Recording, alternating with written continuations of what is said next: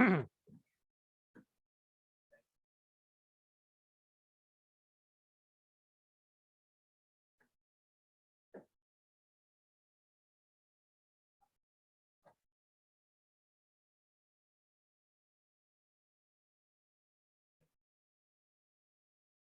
guys.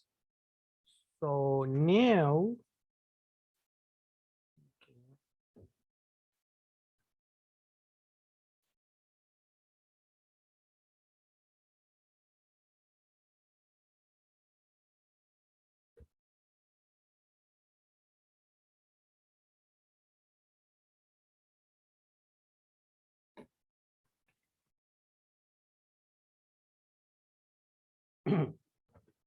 okay, guys. So I told you the microprocessor should have a number of registers.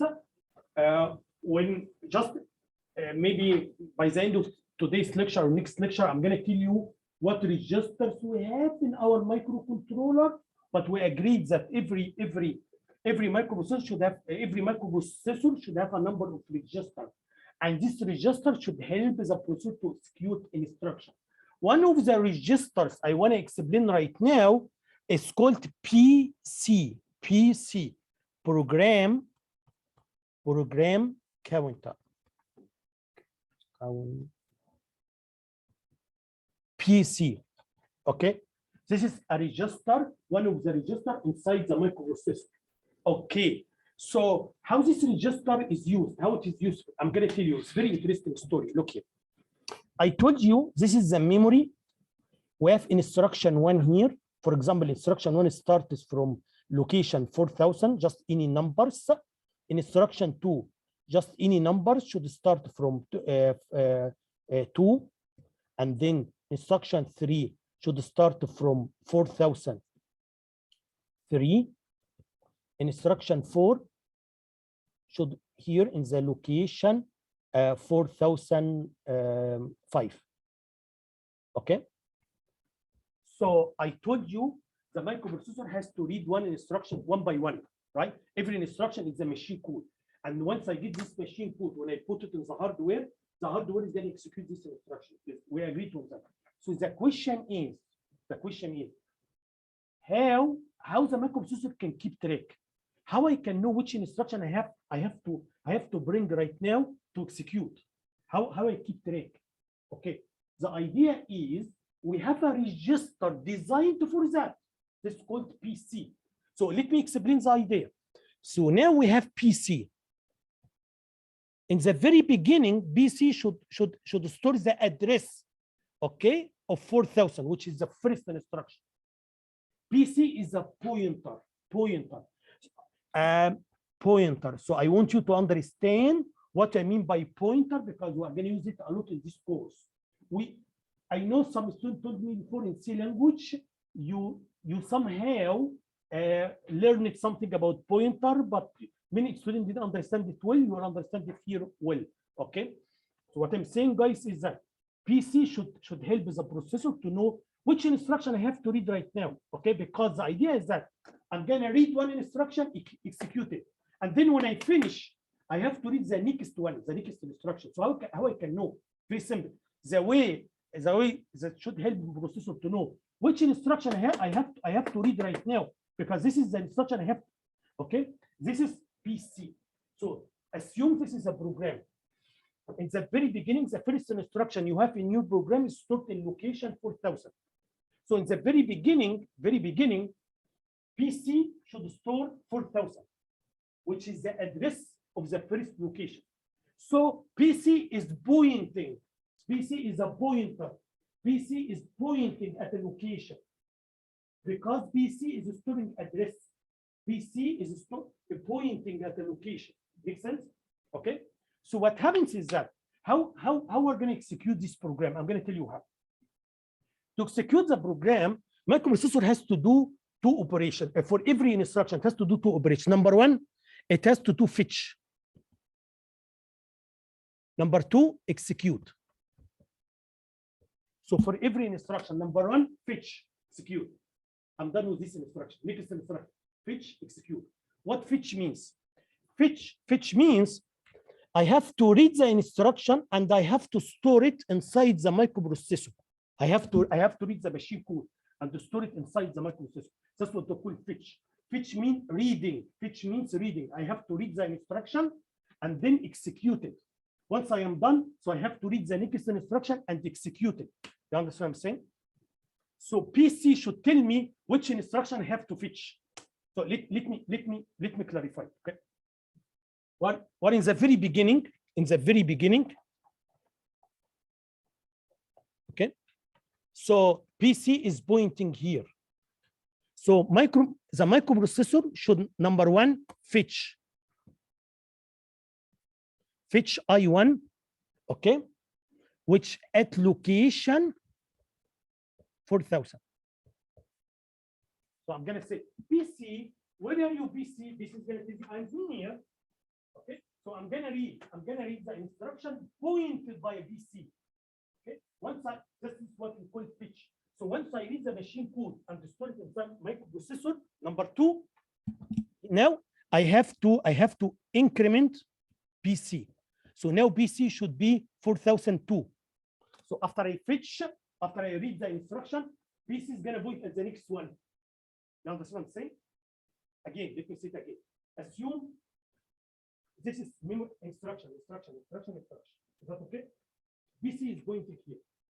I want to execute now. I want to execute this. PC, where are you? I'm here. So I'm going to read this instruction. Fetch. Okay, read the machine code. Then increment PC to prepare it to next time. Right? So then I'm going to execute this instruction. I'm done with this instruction. Now I want to execute next instruction. PC, where are you? PC, I'm here. Pointing at this location. I'm going to read this instruction. What I'm saying? Then increment PC. Okay. So every time you read one instruction, before you execute it, you increment the PC to point at the next executed instruction. That is why we say PC points at the next executed instruction. Okay, guys. So PC should be 16 bits because it should store address, and our address are 16 bits. PC are registered inside the microprocessor. Okay, guys, and that's what you are going to see in the coming lab, in the first lab. In the first lab, you will see how PC is jumping. You will see in the very beginning, PC is pointing at 4,000. Once you execute one instruction, PC is going to increment it by 2 or 3 because now it's pointed on the next instruction. You understand what I'm saying? And now, then, because in the coming lab, you are going to execute one instruction one by one. Okay, so it's not something you are not going to full execute the program one by one. So you will see every time I'm going to ask you to watch PC, how PC is incremented every time. Any questions? You understand what I mean? So PC should help the microprocessor to keep track, to know which one I have to execute right now. Any questions? Yes. Does the instruction stuff that's running tell PC how much? That's a very good question. Just to make this example easy, I just incremented by 2 or by 3, whatever, by 2, right? So yeah. So here I assume this is 2, this is 2, this is 2, this is 2, this is 2, right? Just to make it easy. You got what I'm saying? However, in reality, they are not the same. One instruction is 2, one instruction is 3, one instruction is 4, and so on. So how I can know, or how when I read, for example, because PC is pointing at 1 byte, right? Maybe in this instruction I have to read this one and I have to read this one. I have to read only 2, right? But when I come to this instruction, I have to read 3. You know what I'm saying? Or I have to read 4, whatever it is. So how I can know? You know what I'm saying? The way you can know is, look here, how they make it. And I told you the machine code for EBA is 1606. Sorry, 1806, right? This is the machine code for EBA. Is that right? So what they do is in the first byte, so this one should be stored in 2 locations, 1806. That means when I read this instruction, I have to read 2 bytes to get the whole instruction. You have to read 2 bytes, right? Some instruction I have to read 3, some instruction I have to read 4. They're not the same. You know what I'm saying? So the question is how I can know, because I have if the PC here is here, so I have to read these two and then put the PC here to point at the next instruction, right? If I read 3, so PC has to come to here after I read 3 and so on.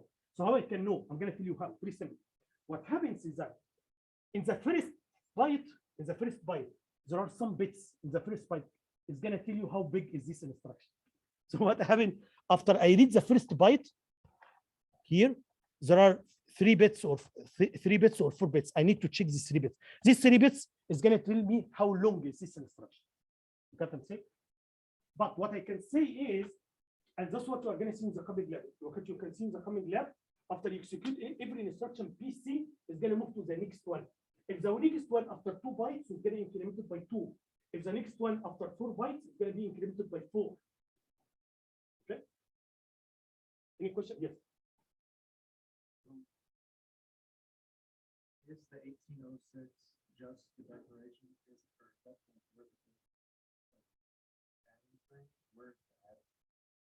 Where is the adding?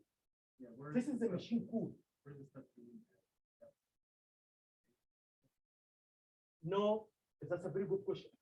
This instruction, yeah, that's a good question because it depends on the instruction. This instruction, actually, I'm going to add register A inside the microprocessor.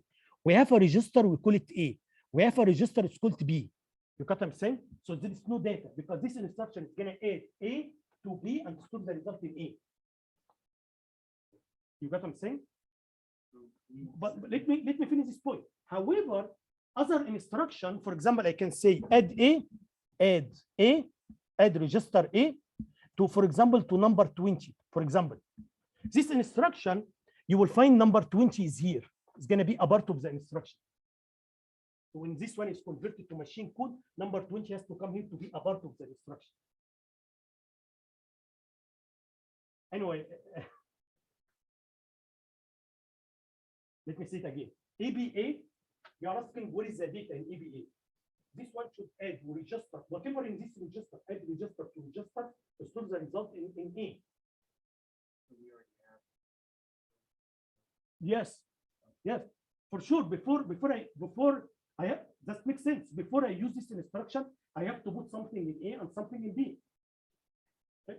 But here, this instruction, I don't need to add any data in this instruction, okay? Because it's going to add register to register, right?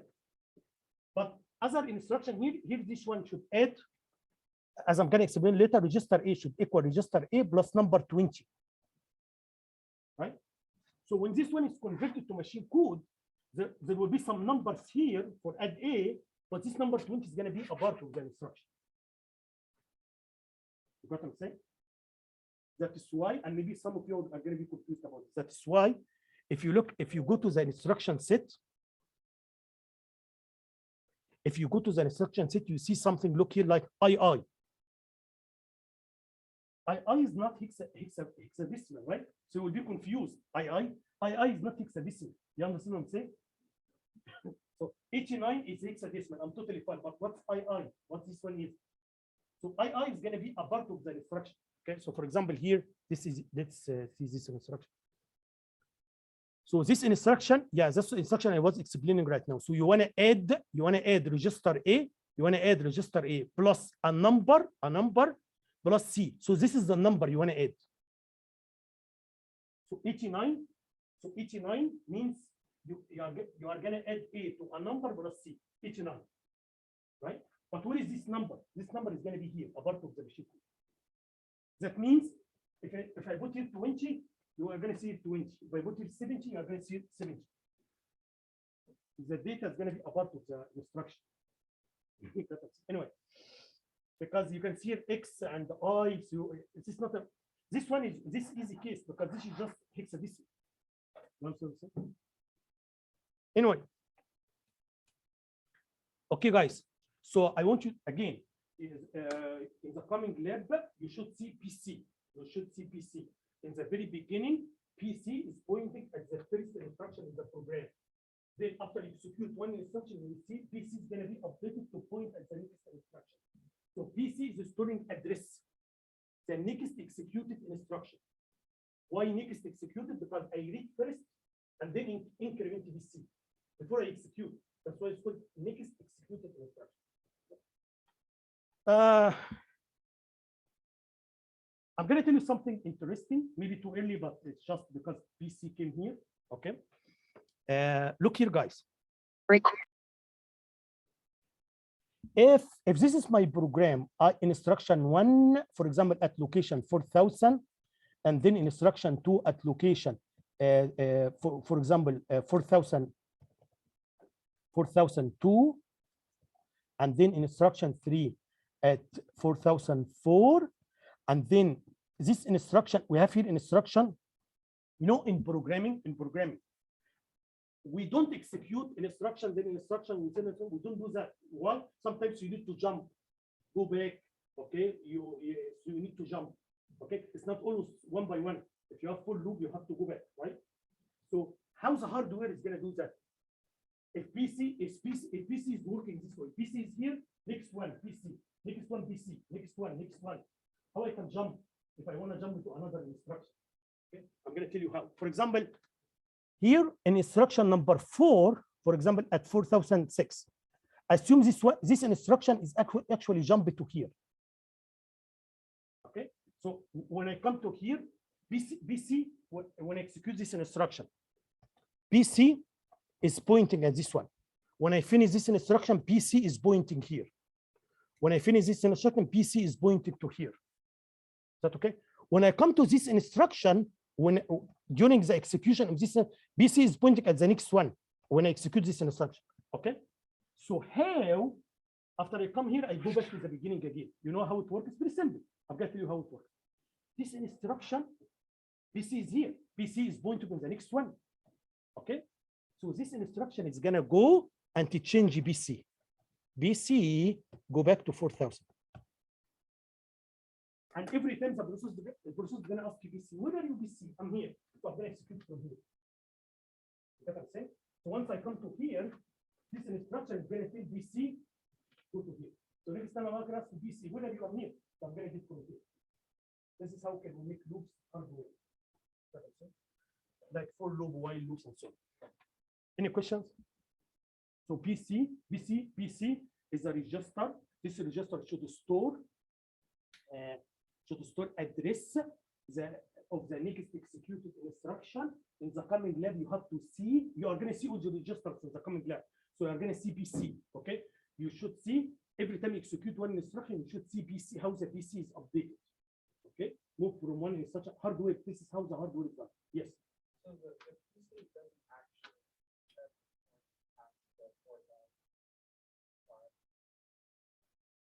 Yeah, this is for 2006. So it never actually starts. Okay, that's a good question. It depends on what kind of branch we have here. If this branch is unconditional, the answer is yes. You are going to always come back. Okay, and sometimes we need something like that, as I'm going to explain later in this code. Okay, but this branch may be conditional. Condition means there's a condition. If the condition is true, if statement, if A is equal to B, go back. Else, no, don't do anything. Okay. So if this one has a condition, so this one is going to verify the condition. If the condition is true, so I'm going to put 4,000 here to jump back. Right? If the condition is false, I'm not going to do anything. And BC is pointed on the next one here. Okay, guys. I'm just explaining here how branches are done by the hardware. Okay. Again, I'm going to make it in one statement. Very simple. Very simple. Look here how it works. Guys. Every time microprocessor is going to execute one instruction one by one. So microprocessor cannot execute two. I'm explaining the basic microprocessor. I'm going to execute one by one. Okay. So every time microprocessor want to execute an instruction, it's going to ask you PC. Where are you, PC? I am here. I am pointing at this instruction. So this is an instruction I have to execute, right? So I have to read the machine code, right? And then I have to update BC. Okay. That's why if you want to do jump, if you want to go anywhere, just write to BC, change BC, right? And you are not going to do that by yourself. I'm saying the instruction. You are going to say like branch or jump to the beginning. So just write. I'm explaining how this instruction is executed, right? How this jump physically done by the hardware. Okay?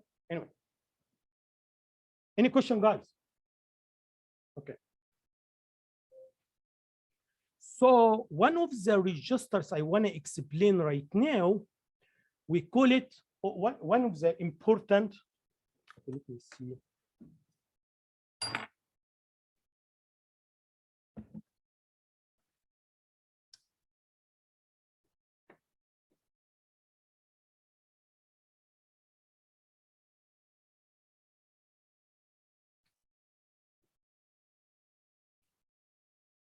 Let me see if I miss anything here before we move forward.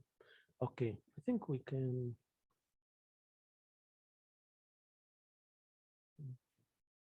Good.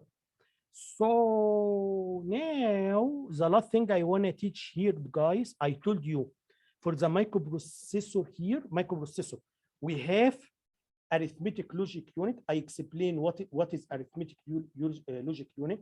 I explained registers. There are some registers I'm gonna explain, but you understand the idea of register, just storage units inside the microprocessor that should help the microprocessor to execute an instruction. Okay. Also now we have what we call control unit. Okay. So I'm gonna tell you how this control unit, what this control unit is doing. I have here a very good example to understand it. But before I do that, yeah, here, look here. Okay, look here. I told you to execute any instruction. Number one, I have to do fetch, execute. Two operations: fetch, execute. For every instruction, fetch means I have to read the instruction from the memory, and then I'm going to execute it. Now I'm done. I have to go to the next one. And who's going to help me to keep track? PC. Okay, that's what I said. Okay. So now I want to tell you guys, when I read an instruction, when I fetch an instruction, when I read an instruction from memory, I have to store it somewhere, right? So where you are going to store it, we have a register for that. This register is called IR, instruction register. That I'm saying. So for example, here, this is a machine code 7020 or 1806, whatever it is. You know what I'm saying? So after I read the instruction for the memory, this instruction pointed by PC, pointed. Don't be confused between PC and IR. PC should have the address. IR should have the content, which is the instruction itself. So PC is storing the location. PC is storing the location. IR is storing the instruction itself. You know what I'm saying? Because after I read the machine code, I have to store it somewhere. So this is stored in what we call IR, instruction register. So as you see here, we have memory. I'm gonna read machine code from the memory. I'm gonna store it in a register. We call it IR. And then once I put IR in the hardware, once I put 1700 or 1706 or 7020, once I put this number on the hardware, the control unit, when I finish, I'm gonna play a video. I put the link of this video. I'm gonna play a video. This video should explain everything I explained here in a very interesting way. Okay. So what happens once I read the machine code, I put it on the hardware. The control unit hardware, okay, should generate in the control unit is connected to everybody inside the microprocessor. So the control unit is connected to all the register. It's connected to everybody. So what happens is that the control unit should generate some signals to execute this instruction. So control unit, this is the expression used in the video, like the captain in army, captain. Okay. So once you put this number, the machine code on hardware here, the control unit is connected to everybody. Okay, it's connected to the ALU, it's connected to register, it's connected to everybody. So we're going to generate some signals, okay, to execute this instruction. Okay, for sure, by changing the instructions, the signals are going to change. Okay, so I have a very good example here to just explain what I mean exactly. Okay, look here, guys. Assume we have an instruction like this one. I want to copy register A to register B.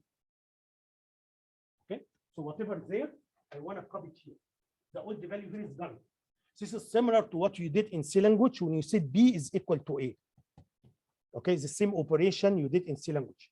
But here A and B registers, not memory location. In C language, A and B are memory locations. But anyway, so here I want to copy A, I copy it to B. Okay. So I assume the machine code of this instruction is 37F2. Right? So how is going to work? PC is pointing at this instruction. I'm gonna read this number 37F2. I'm gonna put this number in IR, instruction register. Is that okay? Once I do that, the control unit is gonna generate some signals. Like number one, it's gonna send a command to register A. Register A, put your value, whatever you are storing here, put it in the data bus. This is the internal data bus. We have two data buses, guys. We have one external and one internal. This is a data bus inside the microprocessor. We have another data bus to connect the processor to the other elements in the system. You got what I'm saying? So this is something internal too.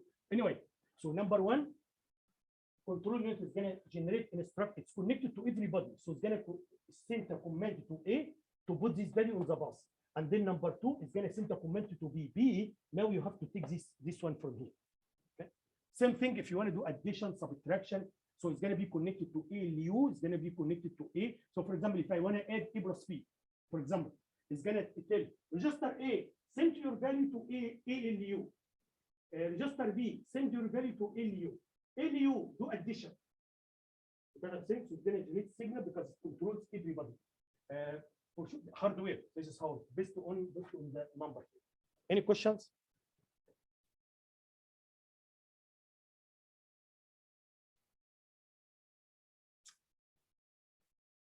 Okay, guys. So what I'm saying here, guys, inside the microprocessor, we have number of registers. I already explained to PC, and that's what you are going to see. You are going to see PC in the coming lab. We have IR, instruction register. We have other registers, as I'm going to explain later. We have register A, we have B, we have X and Y. Okay, so as I'm going to explain later. Any questions? Okay. That's fine.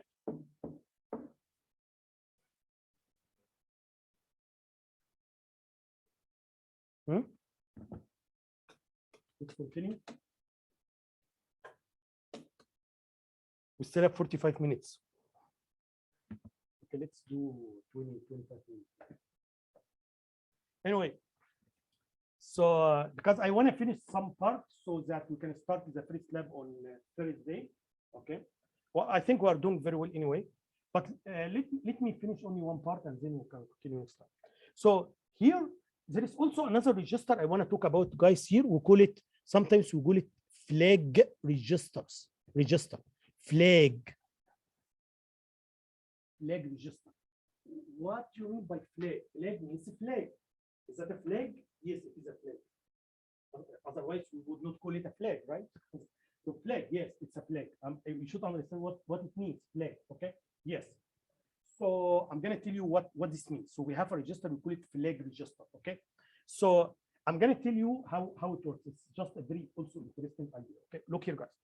In C language, if you want to do something like that, if A is equal to B, then I have to do something. So you should be familiar with something like that in C language, right? So here you want to do comparison. I want to compare. Okay, we have a condition. And I want to see if this condition is true or false, right? So we have register A, I have register B. I want to check if they are equal or not, or greater or less. So here I want to do comparison. I want to compare, right? And based on this comparison, I'm going to make a decision. Either I execute this one or I don't execute it. You understand? So now I'm going to keep in mind, I'm going to keep repeating it, guys.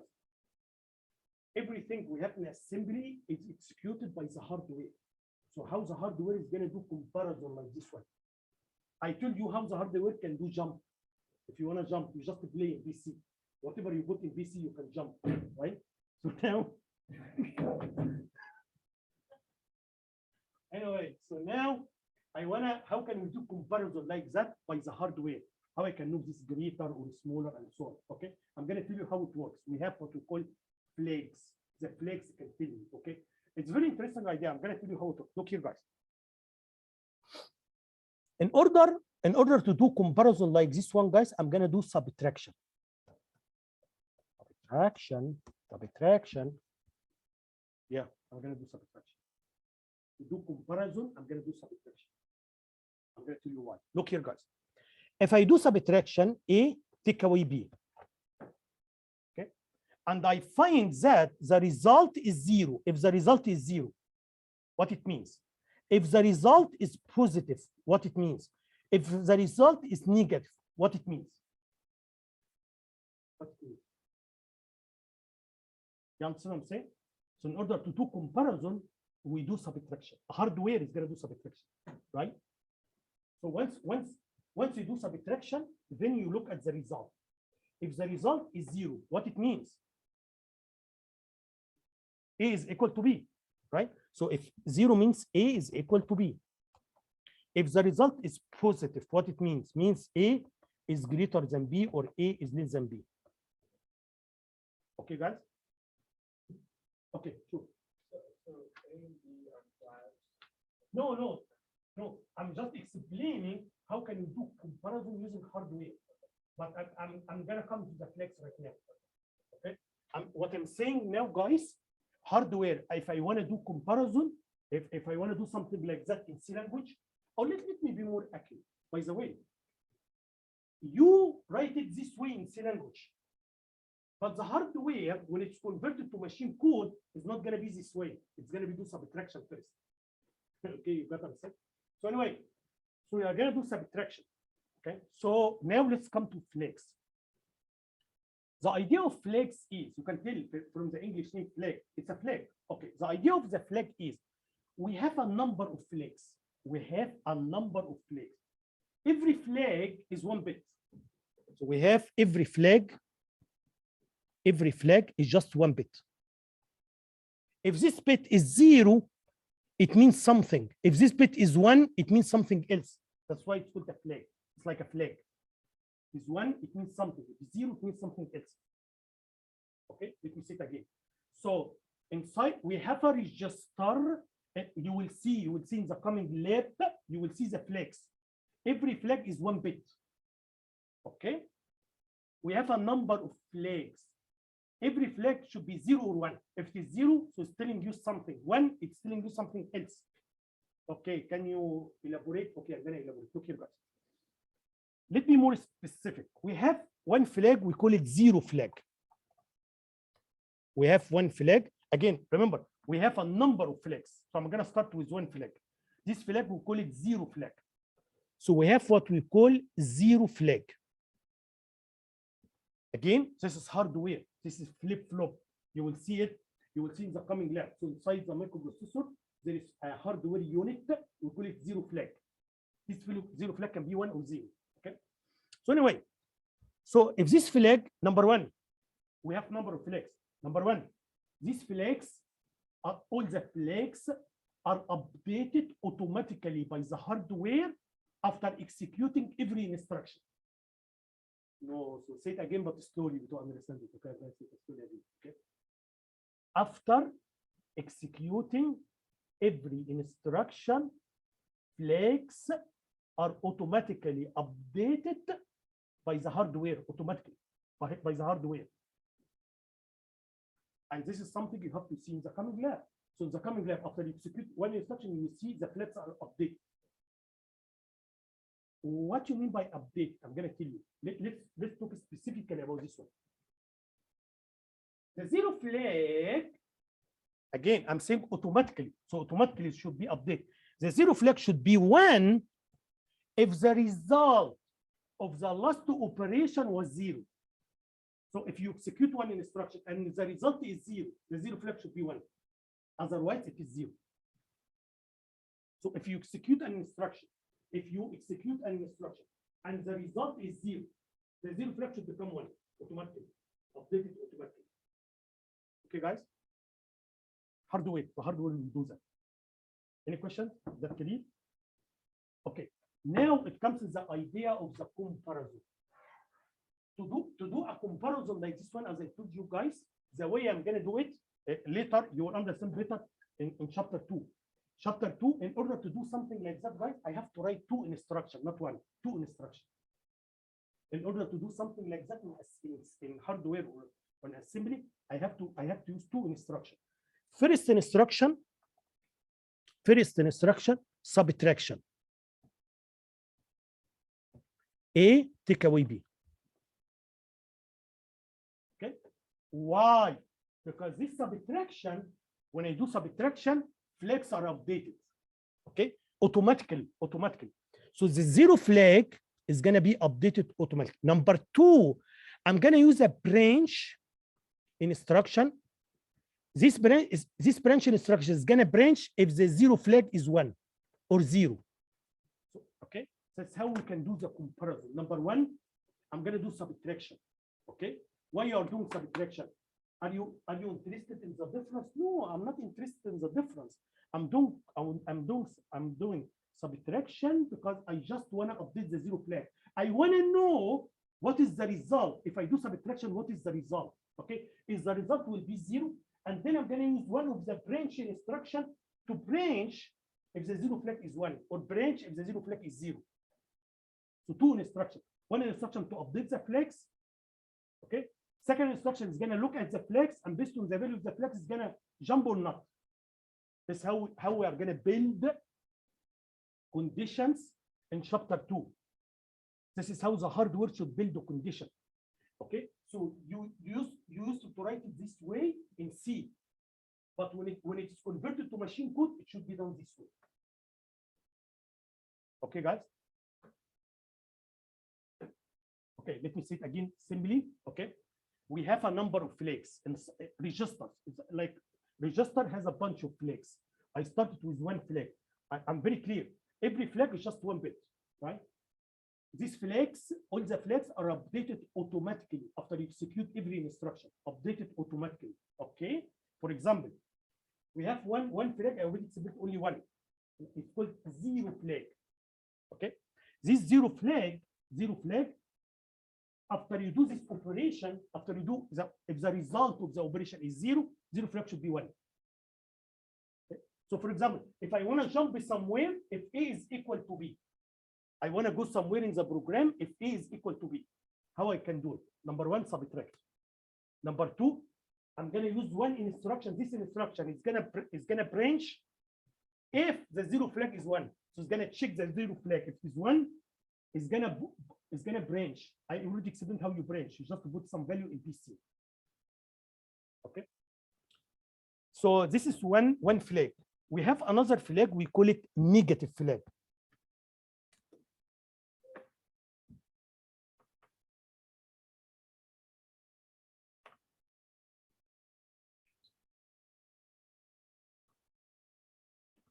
So negative flag. Same idea. The only difference is that this flag is 1 if the result of the operation or the instruction is negative. Otherwise, it is 0. Okay. So if you do subtraction and if the result is negative, okay, so this one should be 1. Otherwise, it's 0. That's why I put a flag, because they put the flags because they can tell you what happened, or they can they give you the status of the result of the instruction. Okay. So if I subtract, and if I want to know if the result is positive or negative, if the result is 0, zero flag should tell you. If you want to know if the result is negative, so the negative flag should tell you. Okay, guys, any question? Okay, just give me 1 second. Yeah, that's what I'm saying here. We have comparison, only 1 bit. If it is 1, that means the result. If it is 1, that means the result is 0. If it is 0, that means we have another one, the negative flag. So if the negative flag is 0, that means that the result was not negative. So it can be 0 or it can be positive. Okay. If the zero flag is 1, so one flag, this flag should tell you if the result is 0 or not. This flag should tell you if the result is negative or not. Okay. Yeah, that's what I'm saying here. Yeah, for example, I'm giving you some examples here. 5 take away 5. 5 take away 5. So the result is 0. So the zero flag should be 1, and the result is not negative. That's why it is 0. 7 take away 5. So here the result is 2. So it should be 0 and 0. Okay. 5 take away 7. 5 take away 7. So here this one should be negative. And so here the zero flag should be 0 because the result is not 0. And negative flag should be 1 because the result is negative. Again, they are updated automatically. You don't need to do hardware. This is done by the hardware. Okay? You know, so what's it called? No, we have negative flag. Okay, but you can know if it's positive or not. How? For example, if the negative flag is 0, what it means? It means it is not negative. So it can be positive or 0, right? This one can tell you if it is 0 or not. So still you can guess it. You can guess it from here. Okay, so I have only negative flag. Any questions? Okay. Okay, maybe I'm gonna. Okay, I think you already saturated. You cannot continue, right? Okay, okay, that's enough for today. Okay. Let's continue next time. I'm not gonna do this much. Okay, so I'm not gonna. I don't think I'm gonna do it again. But just guys, you should understand. I want to start the first lab on Thursday, the coming Thursday. So I have to teach enough amount or enough material. Okay.